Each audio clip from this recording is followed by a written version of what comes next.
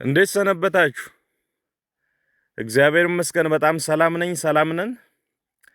በቅድሚያ በ206ኛ ኮር 24ኛ ክፍለ ጦር በደባይ ጮቄ ሻለቃ ስር ሰልጥናችሁ ላለፉት በርካታ ወራት ብዙ ተውረዶችን አልፋችሁ ለዛሬው ምረቃ ቀን የበቃችሁ ወንድምና እህቶችን እንኳን ለዚህ ቀን አደረሳችሁ፣ እንኳን ለዚህ ማዕረግ አበቃችሁ ማለት እወዳለሁ።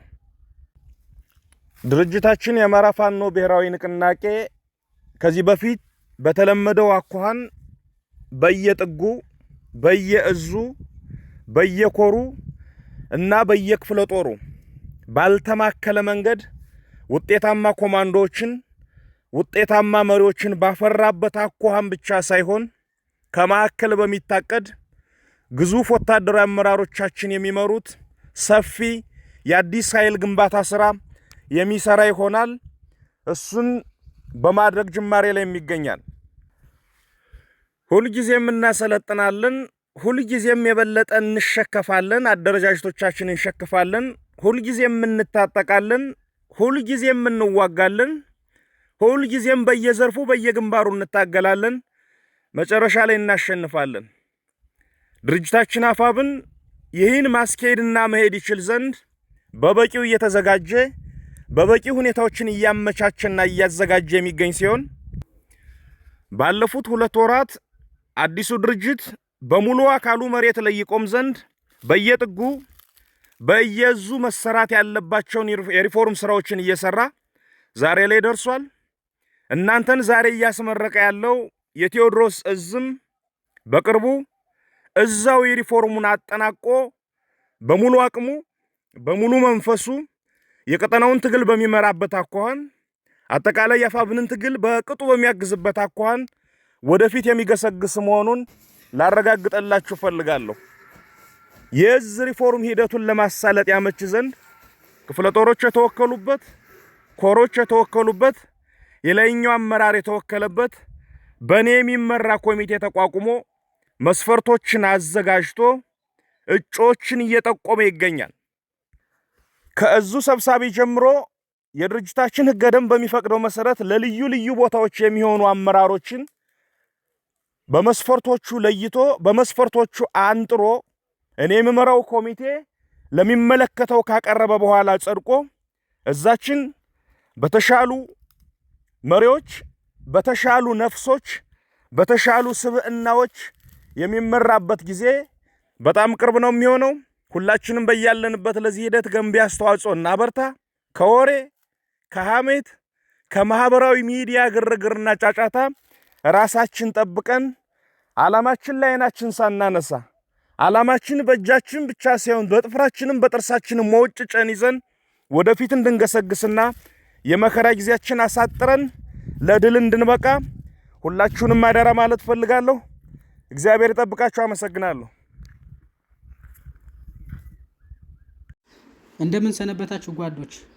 ከሁሉም ነገር አስቀድሜ በአፋብን የቴዎድሮስ እዝ የ206ኛ ኮር 24ኛ ክፍለ ጦር አዲስ ተመራቂ የኮማንዶ አባላት እንኳን ለዚህ የምረቃ ቀን በሰላም አደረሳችሁ ማለት እወዳለሁ።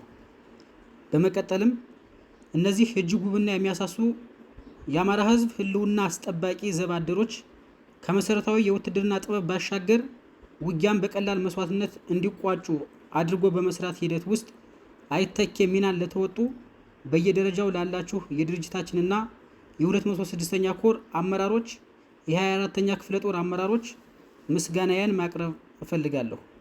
ከምንም በላይ ደግሞ ደጀንና ከለላ በመሆን ከስንቅ ግባታችን እስከ ደህንነት መጠበቃችን የማይተመን ውድ ዋጋ እየከፈለ አብሮን እየተዋደቀ ላለው ደጉ ህዝባችን በድርጅታችን ስም ከልብ አመሰግናለሁ። ይህ ስኬት ያለ እናንተ እገዛና አይዟችሁ ባይነት ሊሳካም እንደማይችል ድርጅታችን አፋብን በጽኑ ያምናል። ስለሆነም የደባይ ጮቄ ህዝብ ለሰልጣኞቻችን ያደረጋችሁት አስተዋጽኦ በታሪካችን ውስጥ በልባችን ትልቅ ቦታ የምንሰጠው ለትግላችንም የሞራል ስንቃችን ነው። ስለሆነም እናመሰግናችኋለን። ውድ ተመራቂዎች፣ የአማራ ህዝብ በሀገር ወጋግራነት ባጸናት ሀገሩ ኢትዮጵያ ላይ ተሳዳጅ፣ ተቅበዝባዥ፣ ተገፊ፣ ተፈናቃይ እንዲሁም ሟች ሆኖ ያየነው በእኛ ዘመን ነው። ይህ ህዝብ ከሚደርስበት የግፍ ከፍታ እርከን አንጻር ሰማያዊ መለኮት ደርሶ ያድነው ዘንድም ሁሌም በተማጽኖ ውስጥ ነበር። ከራሳችን ወገን የወጡ የአዳሪነት ስነ ልቦና የተጠናወታቸው ተሸናፊዎች በህዝባችን እልቂት ውስጥ ተባባሪዎች ናቸው። ህዝባችንን ረስተውታል፣ ህዝባችንን ገለውታል፣ ህዝባችንን አፈናቅለውታል። አምላኩን የደህንነት ክንፍ ይልክለት ዘንድ ሲማጸን የነበረ ህዝብ እንደ እሳት የሚፋጅ ፈርጣማ ጡንቻ ያለውን ትውልድ አስነስቷል። ይህ አዲስ ትውልድ የተሸናፊነትና የተንበርካኪነትን መጥፎ አዚም በመግፈፍ ይቻላል ተብሎ የማይታሰበውን በችሎታው እያስደመመ በህዝባችን ላይ የተሰሩ ትርክቶችን ሁሉ በመናድና ሞትን በመናቅ የአማራን ህዝብ ለዘመናት ለውርደት የዳረጉ አካላትን ፊት ለፊት ገጥሞ እያሸነፋቸው ነው። በዚህ ተግባራችን ሁላችንም ደስታና ኩራት ይሰማናል።